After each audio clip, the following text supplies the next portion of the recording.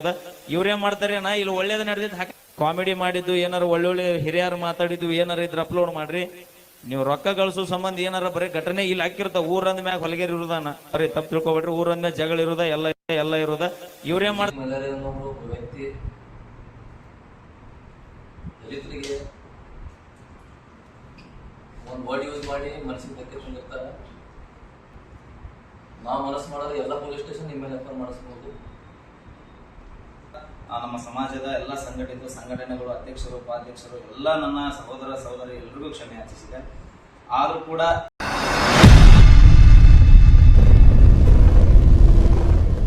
ಏನು ಬಾಗಲಕೋಟೆ ಜಿಲ್ಲೆ ಮುಧೋಳ ತಾಲೂಕಿನಲ್ಲಿ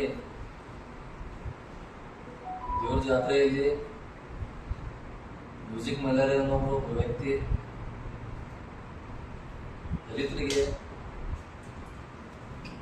ಒಂದು ವರ್ಡ್ ಯೂಸ್ ಮಾಡಿ ಮನಸ್ಸಿಗೆ ಧಕ್ಕೆ ತಂದಿರ್ತಾರ. ಅವ್ರು ನಾನು ಬಾಜು ಕೂಡ ಇರ್ತೀರಿ. ಇವತ್ತ ಇಂಥ ಘಟನೆ ಆದಾಗ ನಮ್ಮ ಸಂಘಟನೆ 24 ಜಿಲ್ಲೆ ಸಂಘಟನೆ ಐತಿ. ನಿಮ್ಗೆ ಒಂದು ವಿಷಯ ಗೊತ್ತಿರಲಿ, ನಾವು ಮನಸ್ಸು ಮಾಡಿದ್ರೆ ಎಲ್ಲ ಪೊಲೀಸ್ ಸ್ಟೇಷನ್ ನಿಮ್ಮ ಮೇಲೆ ಎಫ್ಐಆರ್ ಮಾಡಿಸ್ಬೋದು. ಏನೋ ನಮ್ಮ ಬ್ರದರ್ ಥ್ರೂ ಬಂದಿರೋದು ನಾವು ನೀವು ಕ್ಷಮೆ ಕಂಡ ನಾವು ಸೈಲೆಂಟ್ ಆಗಿದ್ವಿ. ಒಳ್ಳೆ ಫ್ಯೂಚರ್ ಐತಿ ನಿಮ್ದು. ನೀವು ಬಾಬಾ ಸಾಹೇಬ್ರ ಅಂಬೇಡ್ಕರ್ ಅವ್ರು ಅದಿರಿ. ಲಾಸ್ಟ್ ಟೈಮ್ ನಾನು ಒಂದು ವಿಡಿಯೋ ನೋಡಿ ನೀಲೇಶ್ವರಪ್ಪ ಬಾಬಾ ಸಾಹೇಬ್ ಹಾಡನ್ನು ನೀವು ಹಾಡಿರಿ ಸ್ಟೇಜ್ ಮೇಲೆ. ಆ ಥರ ನಮಗೆ ಖುಷಿ ಆಗಿತ್ತು. ಬಟ್ ನೀವು ನೀವೇನು ಮಾಡಿಲ್ಲ, ನಮ್ಗೆ ಮತ್ತೆ ಮನ್ಸಿಗೆ ನೋವಾಗಿದೆ. ನಾವು ಮನಸ್ಸು ಮಾಡಿದ್ರೆ ನೀವು ಕೊಪ್ಪಳ ಜಿಲ್ಲೆಯಲ್ಲಿ ನೀವು ಕರ್ನಾಟಕದಲ್ಲಿ ಇರಂಗಿಲ್ಲ. ನಾವು ಮನಸ್ಸು ಮಾಡಿದ್ರೆ ಆದರೂ ಏನೈತ್ರಿ ಎಲ್ಲ ನೀವು ಕ್ಷಮೆ ಕೇಳಾತ್ರಿ, ಅದಕ್ಕೆ ನಾವು ಅಕ್ಸೆಪ್ಟ್ ಮಾಡ್ತೀವಿ. ಮುಂದೆ ಥರ ಏನೋ ಘಟನೆ ಆದಾಗ ನೀವು ನೋಡ್ಕೊಳ್ರಿ. ಆ ಶಬ್ದ ಬೈಕ್ ತಪ್ಪಿ ಬಂದಾಗ ನೀವು ಫೋನ್ ರೆಕಾರ್ಡಿಂಗ್ ಒಬ್ರು ವಿಡಿಯೋ ಮಾತಾಡಿದ್ರೆ ಆ ಶಬ್ದ ಬೈಕ್ ತಪ್ಪಿ ಅದು ಬಳೆಯಂಗಿಲ್ಲ. ನಾ ಇವತ್ತು ನಾವು ನೀರು ಕುಡಿಬೇಕು ನಾವು ಹೋರಾಟ ಮಾಡಿವಿ. ಅದು ತ್ರಾಸ ನೀವು ಅಂದಿಸಲ್ಲ ನಮ್ಗೆ ಎರಡು ತ್ರಾಸ ಅಂದ್ರೆ ನಮಗೆ ಗೊತ್ತೈತಿ.